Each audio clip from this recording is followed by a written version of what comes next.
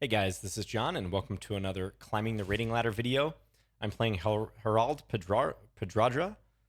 Sorry, completely messed up that name. Let's play a move before I mess it up further.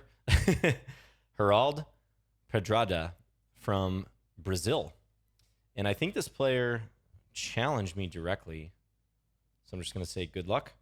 Normally, I don't accept direct challenges, but I was looking for a game. And we have a Sicilian. I'm going to go for an Open Sicilian. I wouldn't recommend this to players at the lower rating levels necessarily because white is exchanging a center pawn for a black flank pawn.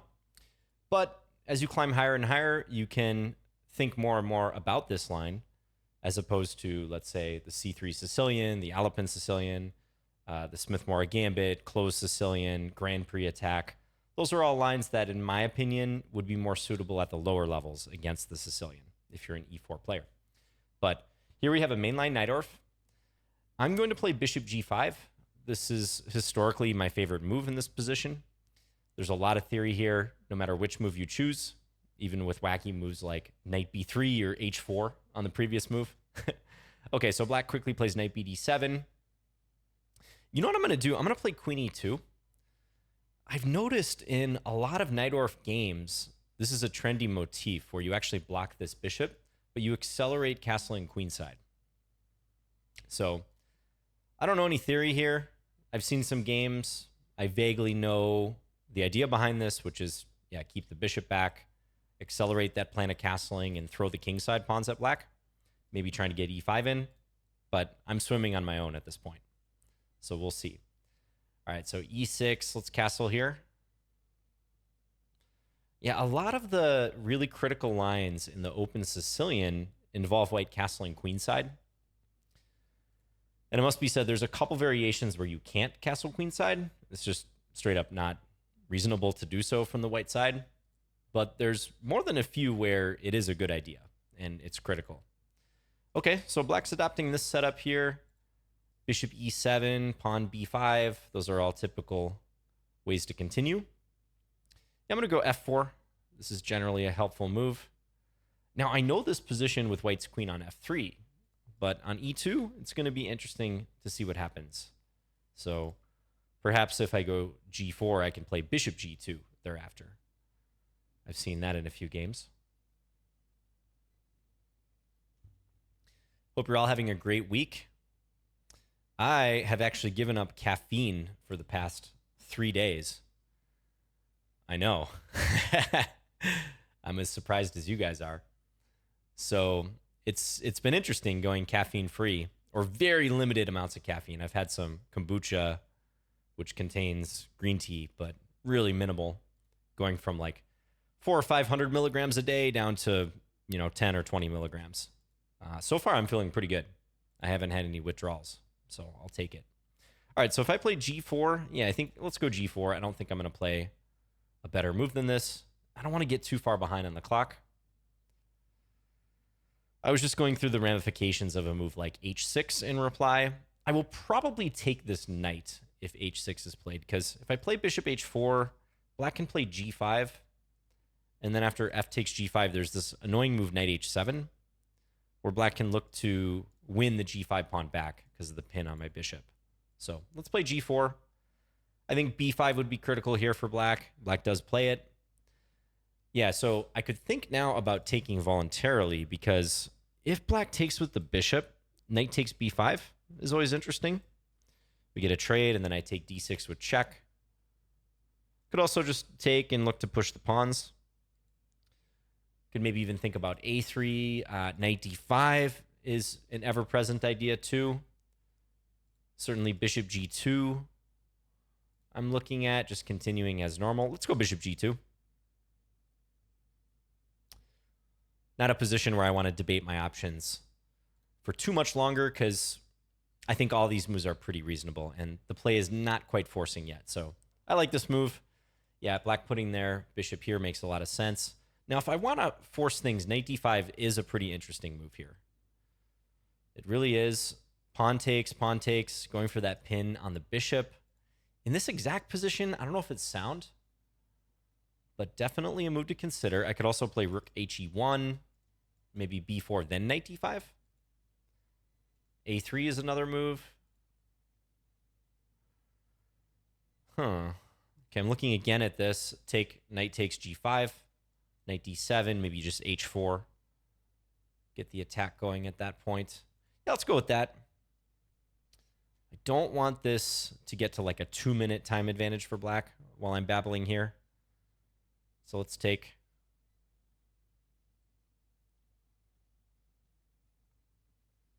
So the thing about the Open Sicilian is that because white is exchanging a center pawn for a black flank pawn, and black in the main lines has 2 center pawns against white's 1, white is almost obligated to play actively to try to compensate for that. So you see a lot of games in the Open Sicilian where white is looking to make a big push in the opening into the middle game. Wow, and black takes with a g-pawn to try to offset the fact that they don't have one of those central pawns, frankly. Okay, so takes here. Yeah, this is an audacious decision. I wasn't expecting that. Still possible black will castle this way, but I kind of think they're going to go long. And I'm really looking at this move even more so now. Even more than I was previously. Could get spicy. E takes d5, then maybe knight f5 is even a move. That's a definite theme. Okay, if I play knight d5, pawn takes, how do I feel about that as well? Black can castle, I take e7, and then unfortunately black has rook e8, and my queen gets trapped. Unless I'm missing something there. So I think if I were to play this, it would be with this idea. I'm not quite sure I buy it. Maybe d4 in reply at that point. Looks very interesting, though. I'm tempted to do it. Likewise, I can consider this jump. Just reverse the order, or even take with one of these pawns. Could play rook he1 and just try to strengthen that whole thing, try to get black to make a decision about which way to castle. f5 is another idea, trying to lean on this pawn. I think black would reply with e5. So I'm not sure I want to close it yet. Yeah, really looking at this whole operation. I'm going to go for it. This is going to get interesting, guys. I know you want to see me play this move, and I kind of want to see myself play it. So let's do it.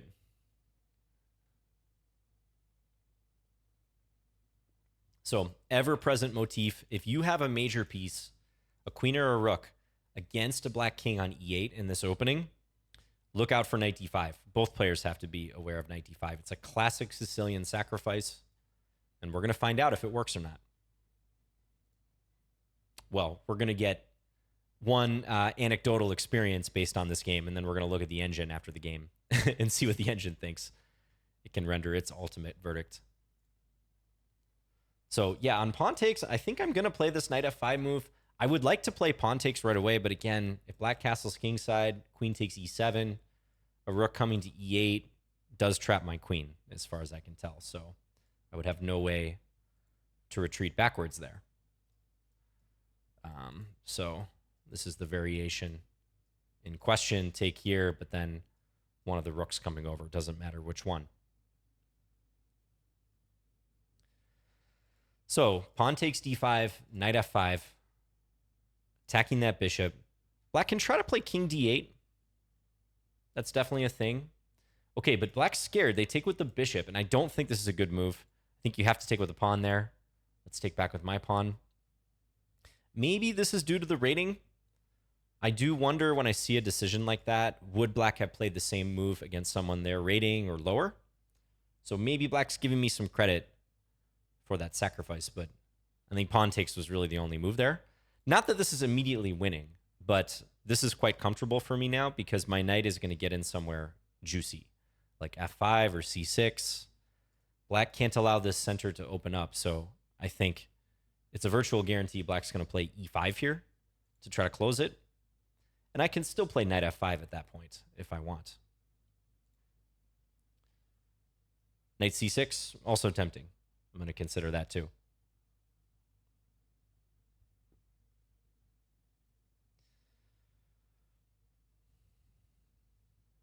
Yep, black does play e5. So just a question, do I want this, this? Even this move comes to mind. knight e6, because on pawn takes, I would open up the bishop as well as the attack on the knight. It's a rather flashy looking move too. Hits the queen. Maybe knight g7 at that point. I mean, knight f5 is pretty hard to argue with here. It's just a good move. I think black will probably play king d8. I'm just debating how I want to break through at that point. And if moving the knight elsewhere would provide even better chances. Taking also an option, but I'm not that concerned about making that capture. I don't know if I want to allow this knight here too. Yeah, close call. I mean, I could even bring a rook over, but I do think I should play my knight in. Eeny, meeny, miny, mo. The benefit of knight c6 is that I stop this king d8 move. So I'm kind of leaning in that direction. I wonder if black will go knight b8, though, is my only question. Nah, I think I'm going to go knight c6. I don't think knight b8 is a move I should worry about. I just want to stop black from scooching over this way. They could go this direction, but I still have the pressure on the bishop. And I foresee black's king just being weak on the king side in general. So, yeah, that's tough, though. I would have liked to, if I had more time, spend it on knight e6, knight f5, rook e1, various moves like that. But all in all, 15 moves into this game, I'm feeling very good about this position. Yeah, and black does play knight b8. Okay, so one thing I was considering here was taking on e5. Yeah, in fact, I'm going to take right away. I'm not even going to delay this move. Let's let black ruminate over which way to recapture. Because if you take with the d-pawn, d6 is unpleasant. Or maybe even easier, take on e7 and then d6. Open this bishop towards the rook. If black takes on c6 in-between move, I have in-between moves of my own. So that really only leaves f takes e5, which black plays. And now I can go rook f1 or maybe knight takes e5. I'm trying to think if that move works. Knight takes e5, and then d6 would be the idea, looking for this opening. I feel like Mikhail Tal would play this move instantly. So I don't see anything wrong with it. There is this check. Check and queen e7, though. Maybe Mikhail Tal would have saw that, too. Knight takes e5, bishop g5, king b1, queen e7, and I'm in a pin. I could go rook e1 there. Oh, that's probably still good for me, actually. Yeah, I think that's still good for me. Let's do it. I'm under 3 minutes now, but the position's opening up quick. So I'm just trying to rip open lines in the center here, folks. I mean, the attack on the rook is nice, but if black dares to take my knight, I'm going to hunt even bigger fish because look for me to win that pawn on e5 with my queen.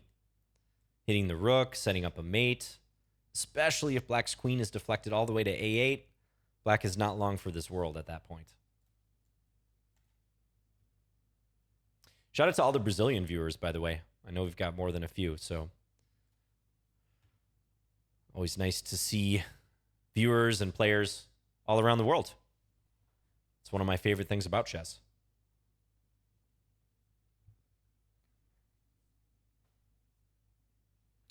Yeah, this is tough for black because aside from this move, you just don't have a lot of options. There is the bishop g5 move, but even still, black can't really take. Yeah, so black's trying to, they foresee what's going to happen here. They're trying to get out of the way. I guess black's going to try to castle kingside soon. So I could play my knight back to c6. I could attempt to do something fancy here, but I've already won material. I'm feeling really, really good. Yeah, I'm going to play the knight back to c6. Let's just look for this trade. Establish a beautiful pawn on c6. And if black castles kingside, maybe I can switch gears and try to attack h7 coming up. Okay, black plays king f8. I wonder if black realizes they can still castle, or just they're worried about the king over there. But presumably they're trying to play this. But all right, let's play rook f1. So black has pieces reinforced, but look at all black's pieces. They're on the dark squares. And admittedly, All my pieces are on the light squares, except for my king and various pawns. But that situation favors the attacking side. Opposite color bishops with a heavy presence on opposite color complexes. Whichever side can claim to be the attacking side tends to have a large advantage in that situation. Now let's play the bishop in. Threaten rook takes f7. I would anticipate rook f8 here. And then I'm going to figure out how to turn the screws. Maybe rook f5. This move looks pretty natural. Kind of eyeing up this rook too out of the corner of my eye. I know it's reinforced by the queen. But let's play rook f5. Looking to double here soon. Okay, queen e7. Queen trade offer. Yeah, so could certainly take, black would have to take with the bishop because the bishop's under attack. But I kind of want to keep pressure. I'm thinking like queen f2 makes sense. I would threaten rook takes g5 because black's queen's overloaded. Just seeing if there's any tactic I'm missing here too. Maybe with like this directly and then trying to win the rook. Not seeing it. Let's play the queen f2 move. So direct threat here. Maybe black will go bishop h4, but then queen d4 check. And if bishop f6, rook takes f6 is decisive. Similar deflection motif. I really got to watch my time, though. This is a 10-0 game. So I shouldn't fall in love with my position here, guys. I've definitely been guilty of that in the past. And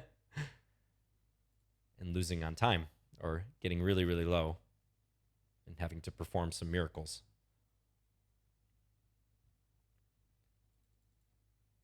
Okay, that still runs into this, though.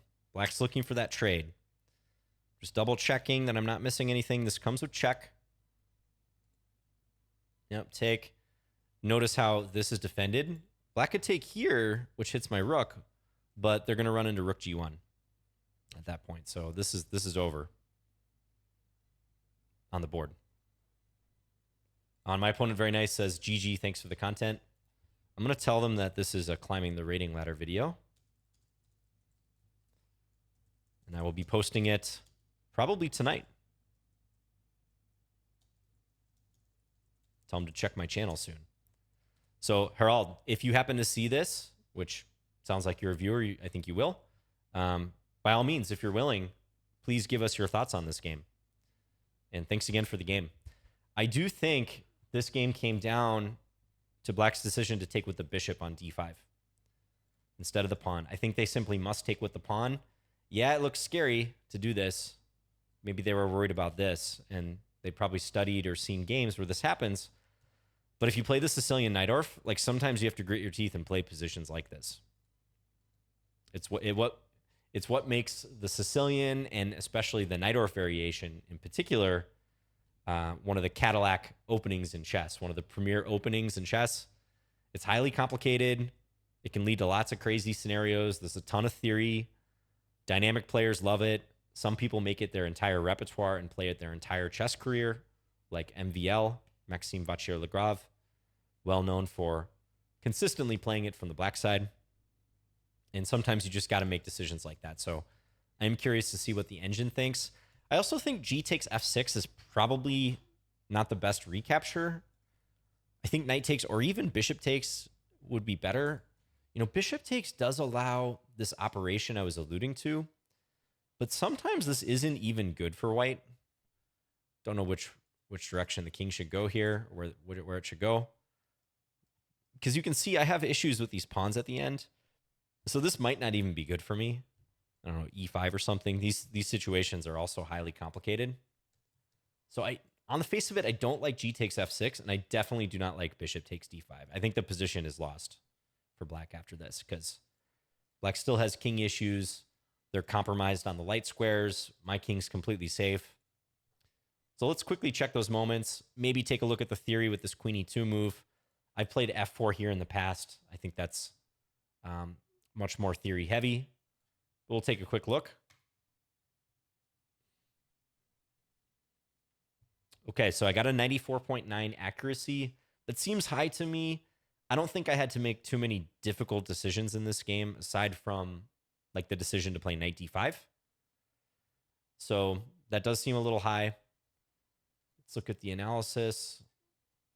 Yeah, so this is the Open Sicilian, where white plays knight f3, followed by d4 on the next move. Again, if you're lower level, like I would probably recommend the Alapin as a starting point. You can still look to play d4, but the difference compared to the Open Sicilian is that when an exchange occurs here, you can take back with your c-pawn rather than taking back with your knight. Notice you get to keep those pawns side by side. And you will frequently get this. This is already a bit of an advantage for white, as you can see. So I have a lot of videos on the Alapin, even in the Climbing the Rating Ladder series, probably some in the Standard series as well. So do go check those out. That would be my baseline recommendation if you're below, say, 1400 or so. But we're playing up here in rating, the higher levels. I'm not playing a higher rated opponent, that is, but playing a 1900. So I'm going with some lines that I think are a little more theoretically critical. And we have the Najdorf Variation on board, controlling the b5 square. I'll refrain from an overview of the Najdorf at this moment to save my voice a little bit. But yeah, suffice it to say, everything under the sun has been tried here from the white side. All sorts of variations. Honestly, you even see wacky stuff like knight b3, h4, rook g1. there's various ways white is trying to disprove the validity of the Najdorf, trying to cast doubt on this move. But this little pawn move has just proven over the decades to be tremendously useful for black, controlling this b5 square and preparing pawn b5. It's just such a flexible, good move. I played the Najdorf a little bit myself from the black side. When I was rated around 2000 over the board, I learned a bunch of theory and started playing it. I didn't like some of the sharp positions that can result, kind of the type that we got in this game. So I've gravitated towards stuff like the classical Sicilian, where black prioritizes development a little more. Variations within e6, like the Khan as well. But there's really a flavor for everyone within the Sicilian complex. Okay, so bishop g5, aggressive development. Yeah, knight bd7. Black also plays e6 a lot here. Can even transpose. Let's flick on the opening book. Yeah, bishop c4. I didn't mention this move. This is, I forgot about this at the time, but this is a major theoretical developing move too. Taking aim against a pawn that can be established on e6 in the future. Yeah, tons and tons of theory here. Sometimes black sends the queen out to kind of probe. Yeah, lots of lines that I'm not too familiar with. Knight c5, trying to go after the bishop, putting pressure on e4. So f4 played with almost the same frequency, though.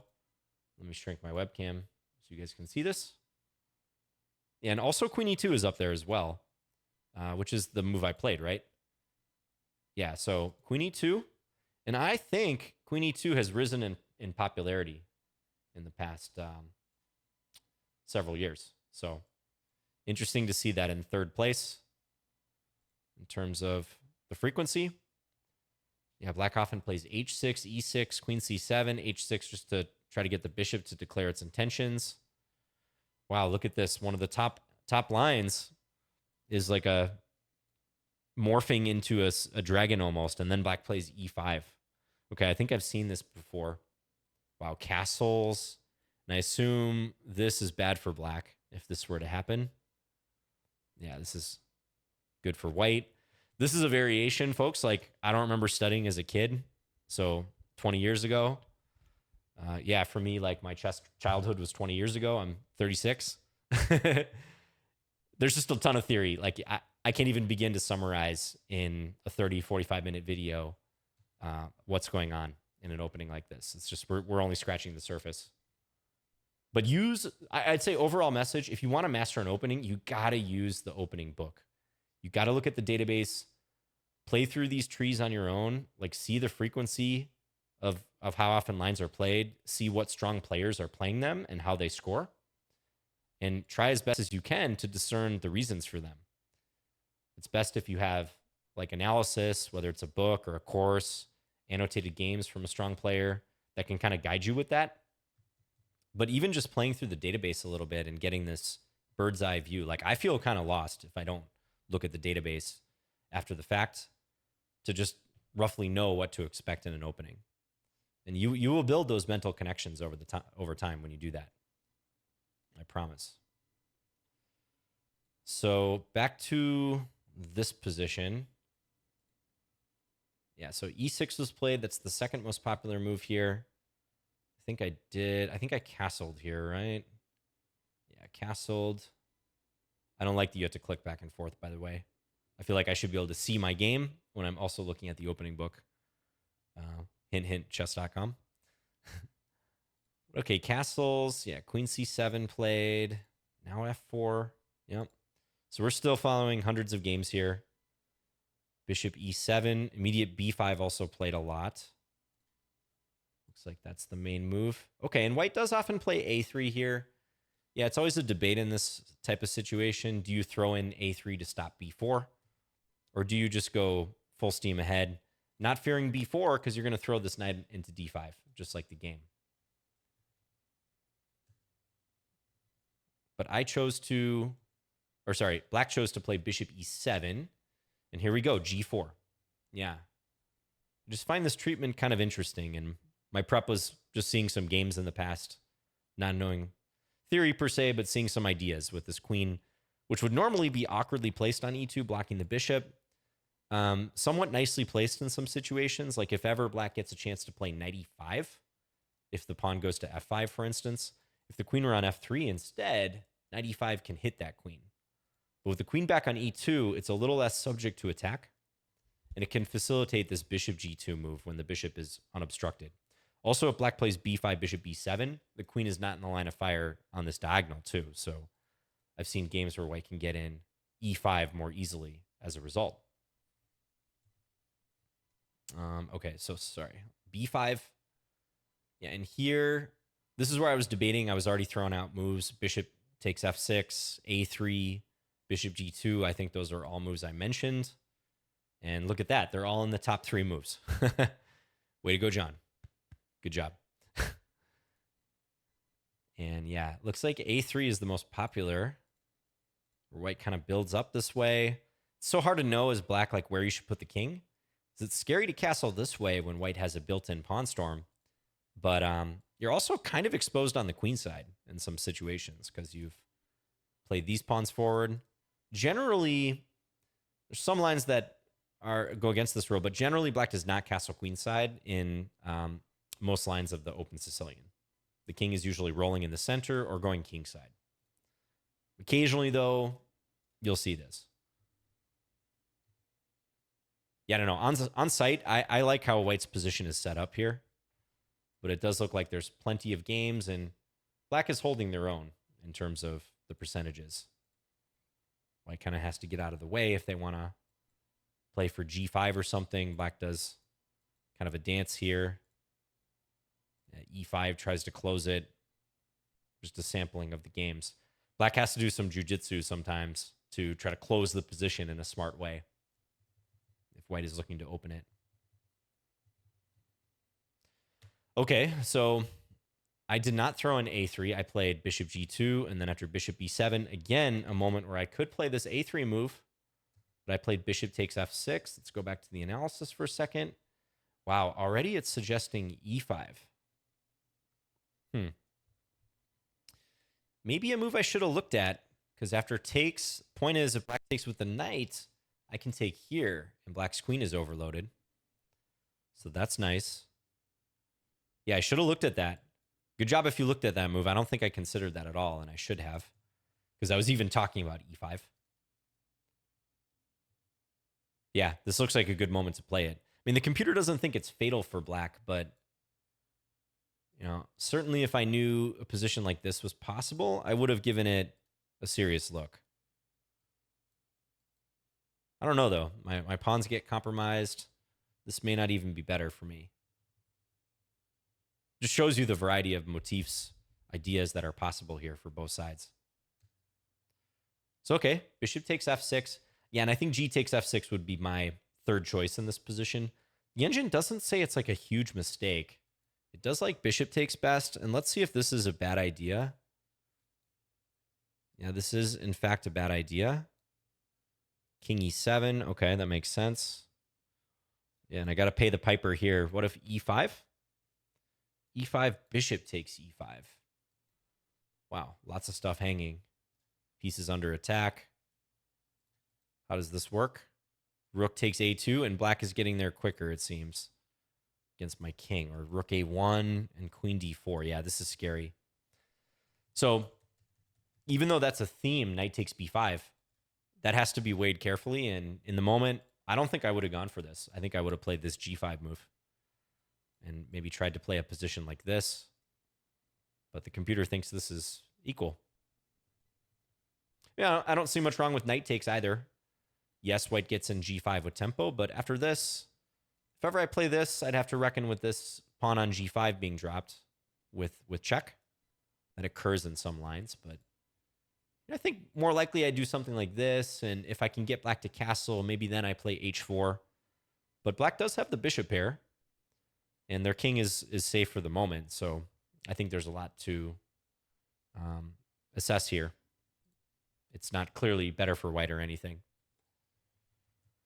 So black takes with the g-pawn, and yeah, I just feel like, although that can be appropriate in some circumstances, it makes the king look kind of rough if it ever wants to castle this way. And it feels a little passive, too. Like, generally, this is more of a strategic decision if black plays this way. And in the moment, given how my pieces are massed in the center, with black's king issue, I don't like it. I don't think it's the best idea here. That said, here's the moment of truth, because I played knight d5. Ooh, okay, the engine doesn't hate it. I'll take that. It doesn't hate it. But yeah, it wants me to bide my time with something like a3. Yeah, castles, let's say, f5. Trying to go after this. I always thought f5 would be met by e5. Same thing if I play it right away here. I don't necessarily want black to close the position down, unless I thought I could use the d5 square pretty soon, but black does have the bishop patrolling. And maybe knight b6 if needed. But you can see here, knight d5, clearly black has to take with a pawn. In hindsight, and I mentioned it in the game, double checking now with the engine, there's no dispute. Black must take with the pawn. Queen d8 is the next best move, which I have had players play against me like a queen move when knight d5 is on the board, but looks unpleasant. Yeah, rook he1. And the point is, if white gets lined up here against this bishop and there's no trap of the queen, because in this case, like take, I'm threatening black's queen, so I don't have to fear rook e8. This can be very difficult for black to work their way out of because there's threats like knight f5 or knight c6. And it can be a slow burning attack. I mean, here you see the engine says I can play king b1 even. I can really take my time. I would say knight f5 is probably most natural. That bishop's kind of stuck. Yeah, it looks like black has to give a piece back even to try to survive. This kind of looks like the game in a way. So how would the game have gone after pawn takes d5? You know, I mentioned this move. That's the most obvious thing. But what if black castles here? Is it going to be knight f5 at that point? Yes, knight f5 or rook d3. Very interesting. You know, if I had got here, I would have played a move like knight f5 because I did identify that this is just a bad idea because the queen gets trapped. But let's just see for a second how this plays out. So knight f5 hitting the bishop. Rook fe8 is interesting.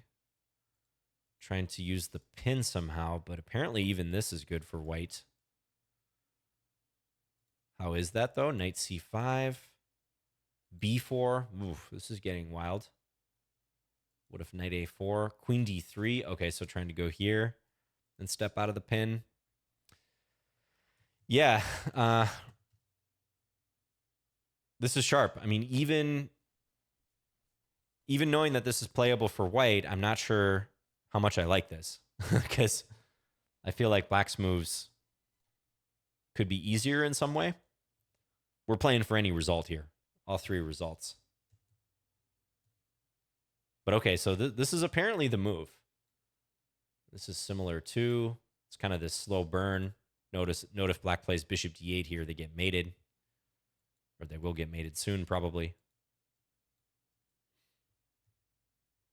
So watch out for knight d5 in the Najdorf in particular, and really any Sicilian. And usually if that move's played, you got to take with the pawn, if it's possible. So yeah, that would have been key. Now the move I wanted to play, knight f5, what does the computer think about it? It doesn't buy it. Queen c4, d4, knight c5 are all playable.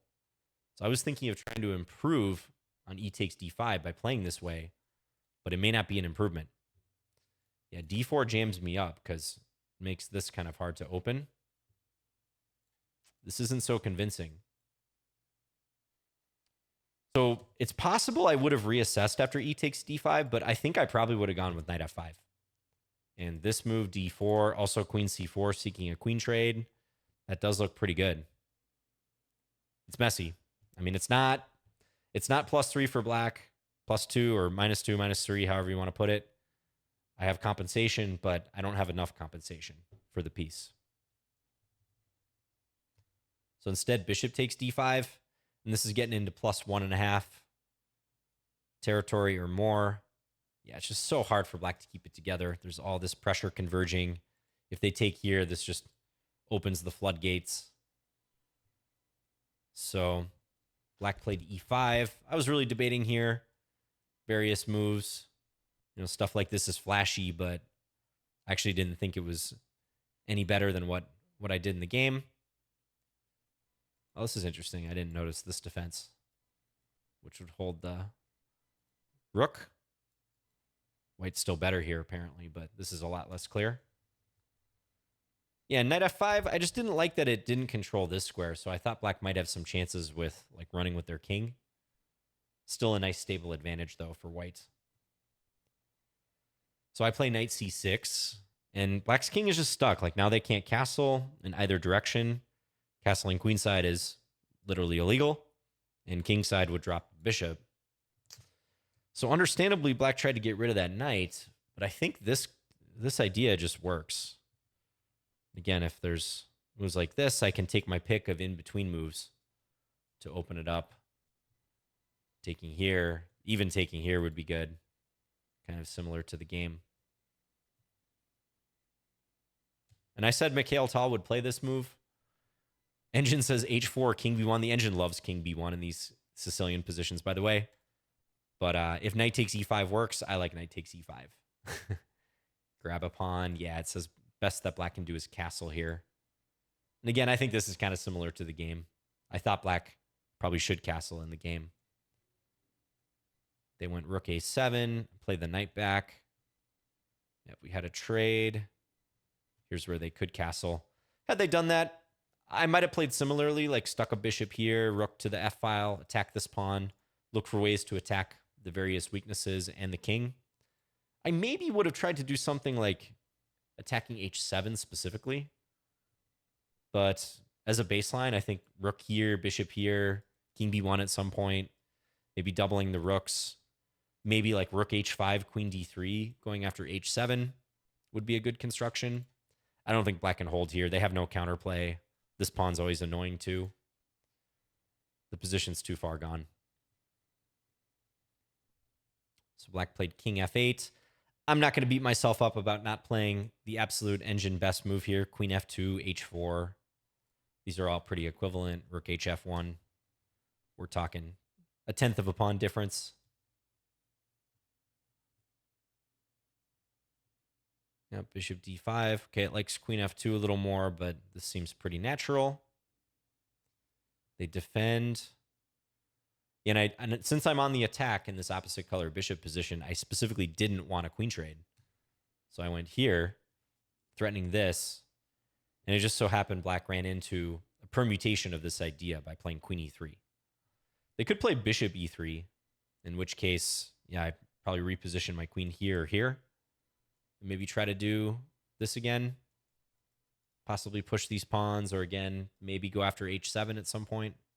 Although black could play h6. Black's kind of holding on visually, but I do believe the eval here that something should give at some point. And here we take, and that would force queen takes g5 as played. Queen takes, and no tricks or anything for black. We got the bishop held. If black takes here, just don't blunder queen takes d1. And rook g1 is decisive. Funny that the engine thinks rook f1 is also just as good. But I would go for the win of the queen. Okay, thanks again to Harald for this game. This was a Sicilian Najdorf featuring some classic motifs and decisions. I tried to play in a little more modern style in this line with queen e2 and f4, g4, bishop g2. I didn't look at the e5 move here. And again, I don't think knight d5 was justified, albeit still interesting. Would have been a battle had black taken here, and especially if I had played knight f5. Maybe I would have changed my mind and done this, but I don't think so. So I think if you play this from the black side, just big takeaway is you can't ever really consider taking with one of the pieces in a situation like this with your king in the center. You got to play pawn takes. There might be some outlier circumstances where a piece capture, like a knight on f6 or something, could be played. But in my experience, it's almost always a bad idea. So yeah, thanks again to Harald for the game. Let me know if you guys have any questions, and I'll be back again soon with another video. Bye, guys. Take care.